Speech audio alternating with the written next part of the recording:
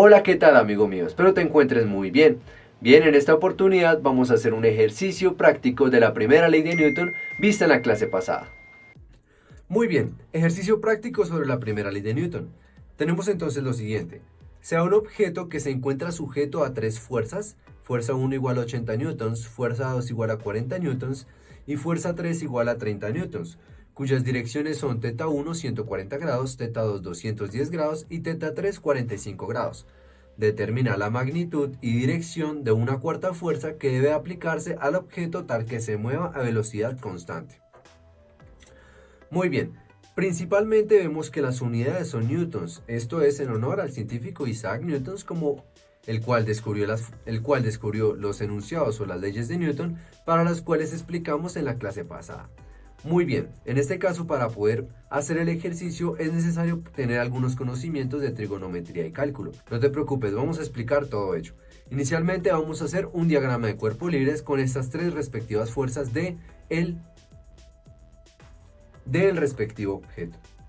Muy bien, el diagrama sería el siguiente, donde tendríamos fuerza 1, fuerza 2 y fuerza 3. Ten muy en cuenta que aquí nos están dando una magnitud que son 80 newtons, 40 newtons y 30 newtons, y nos están dando una dirección que son estos respectivos ángulos.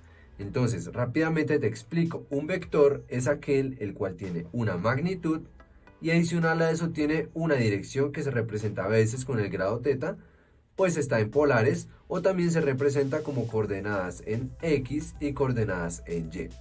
Esto es básicamente un vector. Ahora vamos con la aplicación.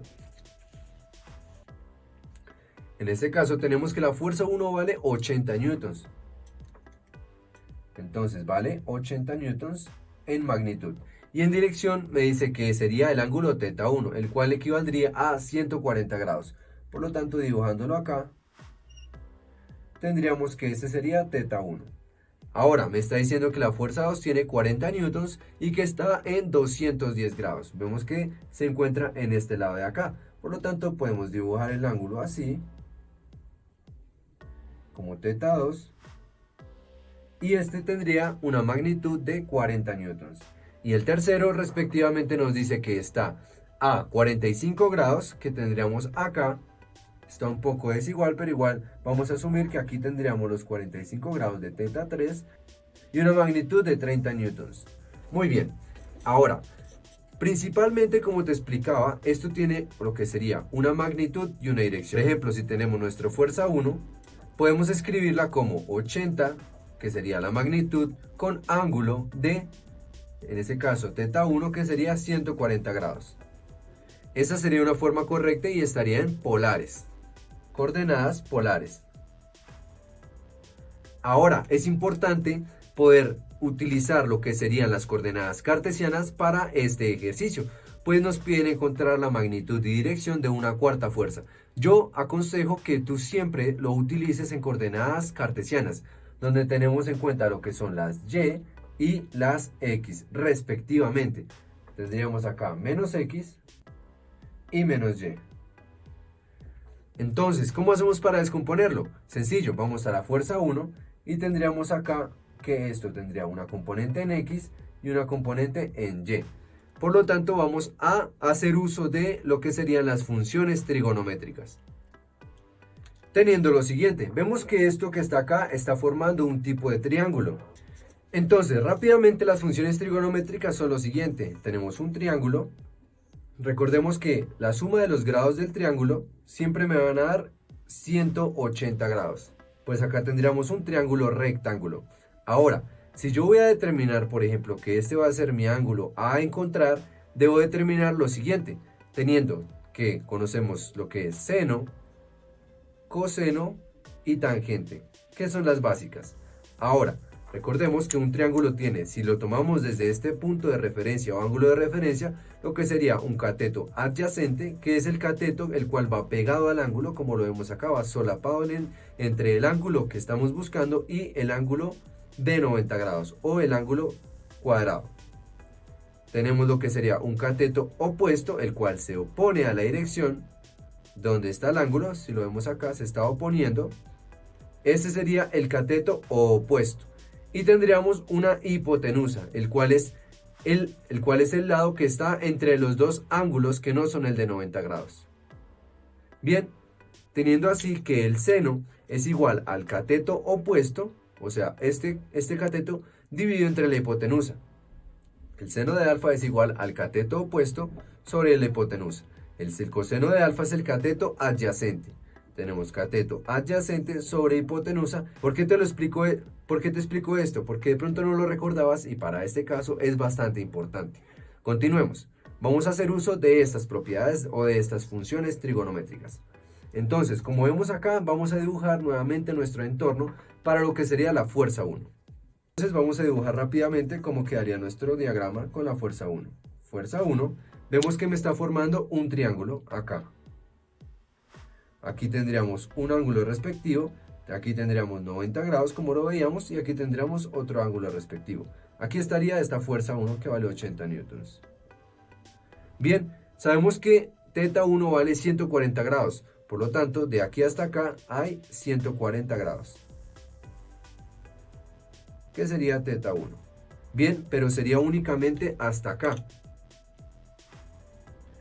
No olvidemos que en el plano cartesiano, desde este punto hasta este punto siempre hay 180 grados, tal y como en un triángulo. Por lo tanto, ¿qué me hace falta para que aquí complete los 180 grados? Si de aquí a acá vale 140, pues me harían falta 40 grados, compañero. Por lo tanto, tendríamos que alfa va a ser igual a 40 grados. Míralo acá, 40 grados más 140 grados me daría 180 grados, que sería lo que hay desde el punto inicial hasta el punto final. No olvides que un círculo tiene 360 grados. La mitad serían 180 grados. Ya entonces conocemos alfa. Ahora vamos a proceder a encontrar lo que serían las componentes fx y fy. Tenemos que ese es f1, por lo tanto aquí tendríamos la primera descomposición f de x y aquí tendríamos la segunda que sería f de y. Lógicamente esto es para la fuerza 1. Muy bien, entonces vamos a hacer uso de las funciones trigonométricas. Si este es mi ángulo alfa y yo necesito encontrar lo que sería de aquí hasta acá, ¿qué necesito? Pues vemos que de aquí hasta acá es igual que de aquí hasta acá, por lo tanto necesito encontrar este cateto, que sería el cateto adyacente. Y vemos que este es el cateto opuesto. Entonces vamos a hacer uso de lo que sería seno. Seno de alfa, ¿a qué es igual? Lo veíamos en la clase, lo veíamos hace un momento, seno de alfa es igual al cateto opuesto sobre la hipotenusa. Entonces, cateto opuesto sobre hipotenusa. Claro que sí, mi querido amigo. Aquí tenemos 80 newtons. Quiere decir que la magnitud desde este punto hasta este punto vale 80. Por lo tanto, conocemos la hipotenusa. De aquí podemos despejar lo que sería el cateto opuesto. ¿Y el cateto opuesto qué sería? La componente en y. Ahora, con de alfa, tendríamos que el coseno sería el cateto adyacente. Lo que sería cateto adyacente sobre hipotenusa. Conocemos el ángulo si lo conocemos. Conocemos la hipotenusa si la conocemos. Vamos a proceder a despejar cateto opuesto, lo cual me daría la componente en y, y el cateto adyacente, lo cual me daría la componente en x. Por lo cual vamos a despejar. Cateto opuesto sería igual a lo que sería el seno de alfa multiplicado por la hipotenusa. Teniendo así que seno de alfa, ¿cuánto vale? 40 grados, multiplicado por la hipotenusa, que serían 80. No olvidemos que estos son newtons. Me daría 51.42 newtons. Esto sería cateto opuesto, que hace referencia a fy. 1. Nuevamente vamos a hacer lo mismo con nuestra otra parte. Ahora con coseno. Coseno de alfa va a ser igual a cateto adyacente sobre hipotenusa. Despejando, cateto adyacente va a ser igual al coseno de alfa. Alfa, ¿cuánto sería? 40 grados. Multiplicado por la hipotenusa. No olvides que aquí estamos despejando, se está dividiendo y pasa a multiplicar. Tenemos entonces que vale 80 newtons. Por lo tanto, el cateto adyacente tiene un valor de 61.28, haciendo uso de la calculadora, newtons, que hace referencia al cateto adyacente, que sería el f de x1. Vamos entonces a continuar con lo que serían las otras componentes de fuerza 2 y fuerza 3, que seguirá a continuación.